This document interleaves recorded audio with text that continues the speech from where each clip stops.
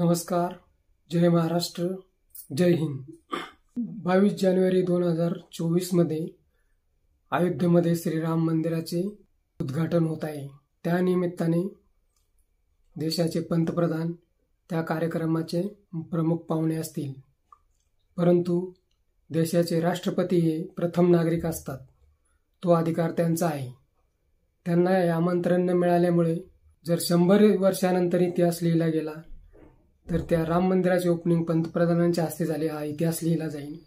आणि त्यावेळेस भारताचे राष्ट्रपती कोण होते हा इतिहास शोधावा लागेल। त्यासाठी महाराष्ट्रामध्ये शिवसेना पक्षप्रमुख माननीय उद्धवजी ठाकरे यांनी राष्ट्रपती माननीय द्रौपदी मुर्मू यांना त्याच दिवशी नाशिकमधील काळाराम मंदिरात आरती करण्यासाठी येण्याचे निमंत्रण दिले आहे।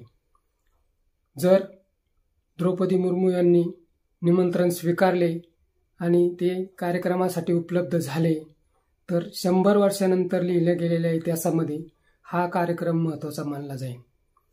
तरी ठाकरेंच्या डोक्यात काय चाललंय हे माहीत नाही, पण भविष्यकाळामध्ये ते अनेक निर्णय बदलू शकतात। मित्रहो, हा व्हिडिओ आपणास कसा वाटला याबद्दल कमेंट बॉक्समध्ये जरूर लिहा आणि कळवा।